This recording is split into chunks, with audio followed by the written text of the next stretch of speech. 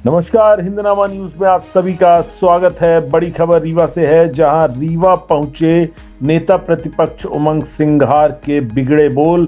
उन्होंने कहा, भाजपा नेताओं के तेल लगाएं अधिकारी।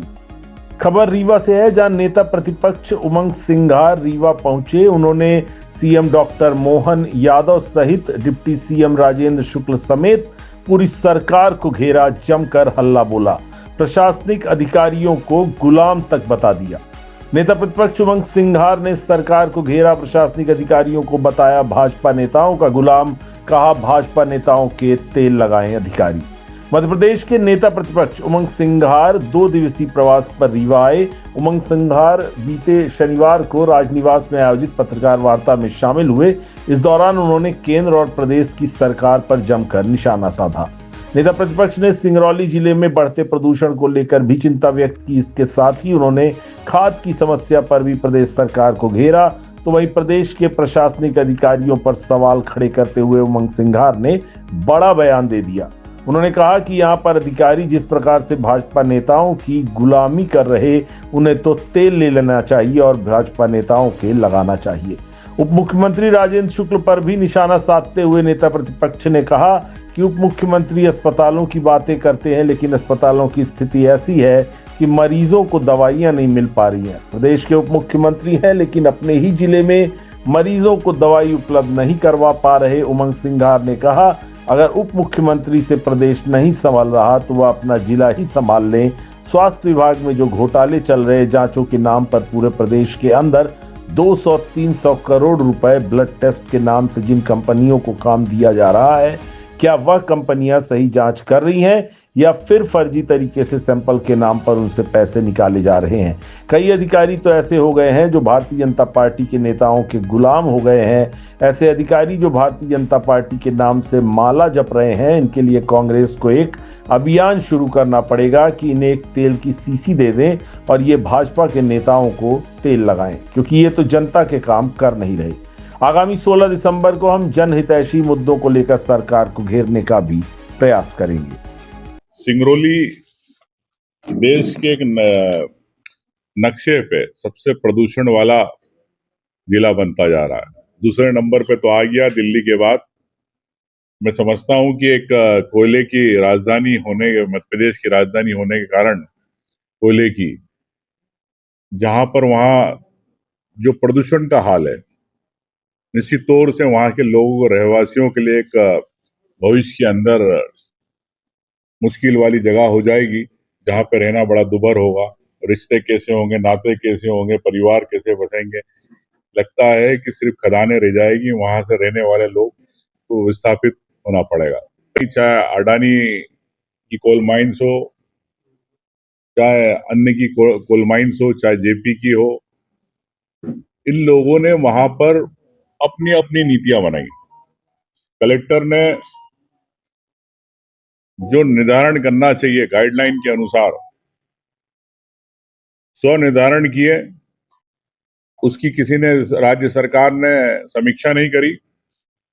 और कहीं पे अगर 32 लाख रुपए दिए जा रहे तो कहीं 3 लाख रुपए दिए जा रहे 1 एकड़ के। ये मैंने वहां पे देखा और ऐसे लोगों को देखा जो आज जिनके घर तोड़ दिए गए, पूरी की पूरी बटालियन लगा के, पुलिस की, एसएफ की बटालियन लगा के घर तोड़ दिए गए।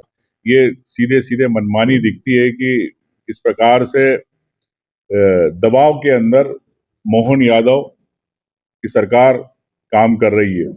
मुझे लगता है कि देश के अंदर मोदी के साथ अडानी सेफ है, मध्य प्रदेश के अंदर मोहन यादव के साथ अडानी सेफ है। और कोयले की जिस प्रकार से चोरी हो रही है, झारखंड से कोल डस्ट आती है, कोयलों के अंदर मिलके वो जाती है। तो ये भी एक कोल इंडिया की एक सामने आई बात।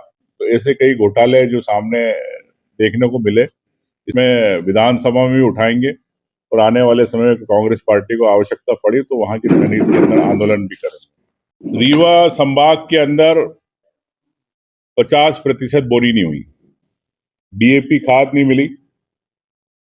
मैं सरकार से जानना चाहता हूं कि बहाना करती, इनके कृषि मंत्री को तो पता ही नहीं खाद कौन देता है।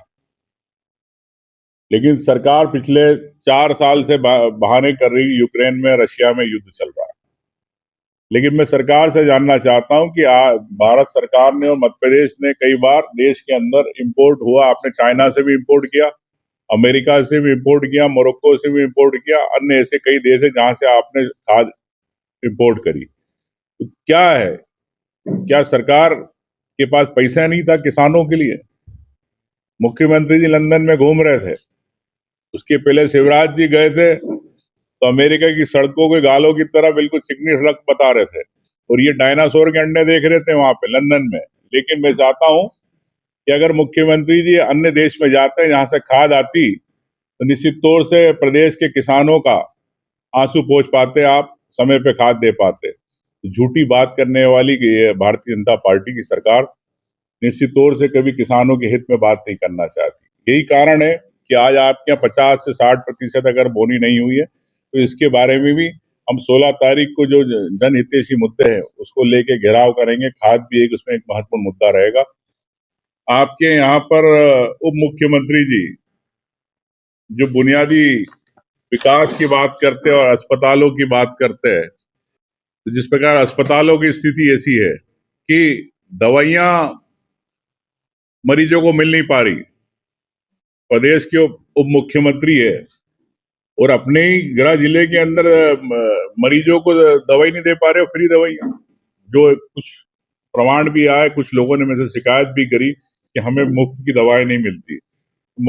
उप मुख्यमंत्री जी से कहना चाहूंगा कि आप अपना गृह जिला तो संभाल लो, अगर प्रदेश नहीं संभल रहा। दूसरा, जो आपके स्वास्थ्य विभाग में घोटाले चल रहे, जांचों के नाम पर पूरे प्रदेश के अंदर कई 200-300 करोड़ रुपए जांच सैंपल ब्लड टेस्ट के नाम से जिन कंपनियों को काम दिया जा रहा है, क्या वो कंपनियां सही जांच कर रही है कि फर्जी नाम से, उनके नाम से पैसे सैंपल के निकाले जा रहे हैं? इस पे उप मुख्यमंत्री राजेंद्र शुक्ल जी बताए। और अगर उसमें अगर किसी को कमीशन जा रहा है तो किनको जा रहा है, ये भी उप मुख्यमंत्री बताए कि 300 करोड़ रुपए अगर जा रहे हैं उस कंपनी को इसके बदले, तो ये समझना चाहिए कि इसके पीछे कौन है। प्रदेश के अंदर जिस प्रकार से कर्जे लिए जा रहे हैं, कर्ज लेके प्रदेश के युवाओं के लिए नौकरी के द्वार नहीं खोले जा रहे, प्रदेश के किसानों को खाद नहीं दी जा रही, कर्ज लेके प्रदेश की महिलाओं को आपने जो सपने देखे 3,000 देने के, वो आज नहीं मिल रहे। आपके यहाँ धान की जो खरीदी की इन्होंने बात करी थी 3100 रुपए में, वो धान आज भी इन्होंने नहीं खरीद रहे, ना खरीदेंगे। कई अधिकारी तो ऐसे हो गए हैं कि जो भारतीय जनता पार्टी के बिल्कुल गुलाम हो गए। तो मैं समझता हूँ ऐसे अधिकारी जो भारतीय जनता पार्टी के नाम से माला जप रहे, उन अधिकारियों के बारे में मैं यही कहना चाहूंगा कि अब कांग्रेस को या तो एक शुरुआत करना पड़ेगी, अभियान की तेल की शीशी इनको दे, इनके भारतीय अधिकारियों को, और किसको तेल लगाते हैं ये भारतीय जनता पार्टी के नेताओं को जाके तेल लगाए, क्योंकि काम तो कर नहीं रहे जनता के। मैं समझता हूँ कि जनता के हित के अंदर अधिकारी को जवाबदार है। जो ऐसे अधिकारी निश्चित तौर से, कई ऐसे अधिकारी है जो निश्चित तौर से गुलामी कर रहे हैं। अरे हिंदू राष्ट्र की बात करते, बांग्लादेश के अंदर जो हिंदू मर रहे हैं उसके लिए क्या कर रही भारतीय जनता पार्टी बताए? यहाँ पे प्रदर्शन करती है, बांग्लादेश के लिए क्यों नहीं करती है? क्यों नहीं कुछ करते? क्यों नहीं मोदी प्लेन तैयार करे? पूरी कांग्रेस तैयार है लड़ने के लिए, बैठे गूंगे बन के सबकी सब। कहाँ गए अब हिंदुओं की बात करने वाले? क्यों चुप है? ये सिर्फ ध्यान भटकाते हैं, अडानी का घोटाले से ध्यान भटकाना चाहते हैं, इसलिए आप यहाँ पर बांग्लादेश की बात कर रहे हो। आप मणिपुर में इतनी घटनाएं घट रही, लोग रोज मर रहे हो, क्यों नहीं? तो ये देश के अंदर सांप्रदायिकता का माहौल बना के